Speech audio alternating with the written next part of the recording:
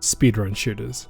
A genre of game practically designed for people who love speedrunning at all levels, from the guy who spends 100 hours grinding a single trick, to the guy who tunes into a GDQ and says, yeah, I could totally do that.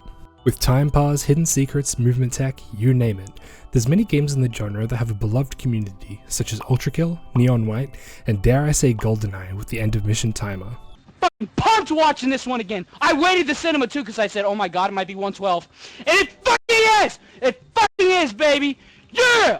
But today, I'd like to highlight one of the more peculiar games, created by a development duo hailing from Western Australia.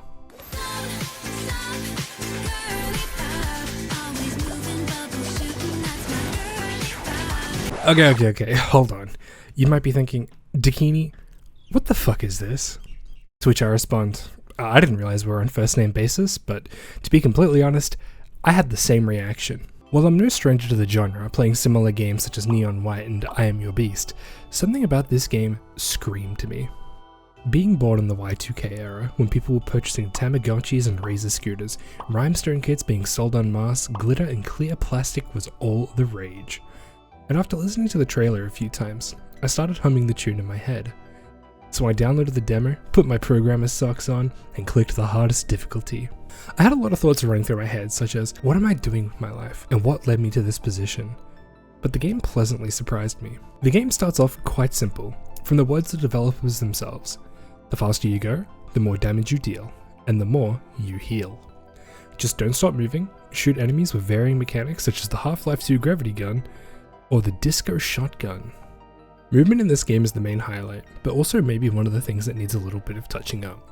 There is a bit of a disconnect between your movement multiplier and the actual speed you move.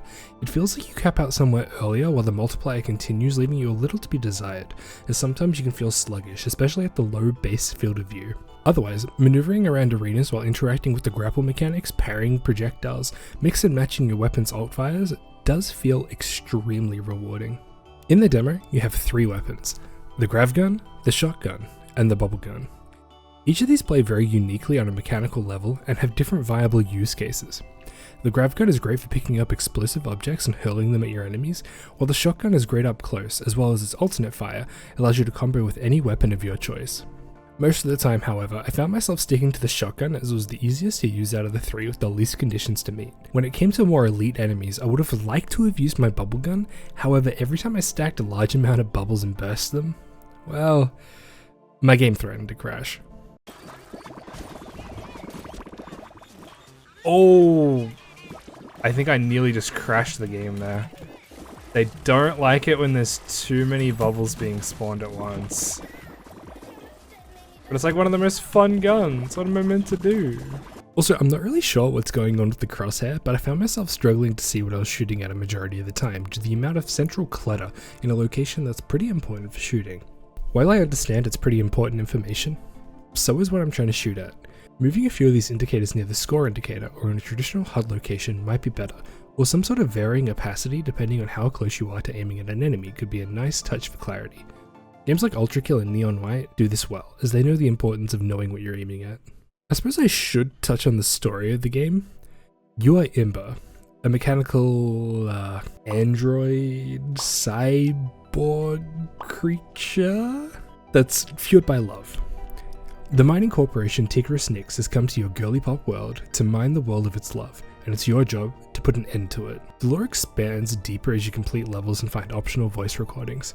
In the demo, there are a few that explain how the planet got to this point, instead of preventing the mining corp before it reached the world with some political narrative. I personally appreciate it when the deeper, more heavy-hitting topics are split from the main game like this, as it can often be a pretty fun deep dive post-completion, without having heavy lore bricks dropped on you during a very light-hearted gaming experience.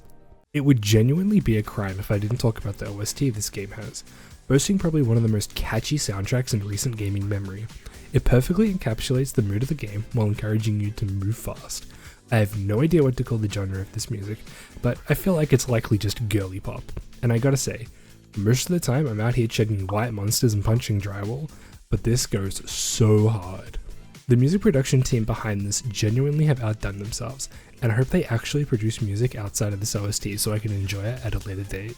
Overall, I think I'd give this demo a 7 out of 10. I think there are some glaring issues, such as the movement that needs a little bit of touching up, as mentioned before, as well as the crosshair issue, that I genuinely felt like 70, maybe 60% of the time that I spent playing the game, I was really just trying to see what I was shooting at, and it made it very hard. I think this covers all the talking points about the game. It was a pretty short demo overall, about 1 hour, and as an Australian myself, similar to the devs, I felt compelled to cover the game and give it a spotlight, as it is genuinely interesting, and I feel like you don't need to be girly pop to enjoy it.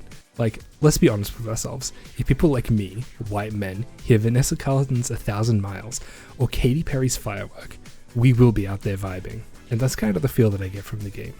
Don't forget to subscribe, hit the like button, and check a comment down below with your thoughts on the game, or maybe potentially a game you'd like to see covered.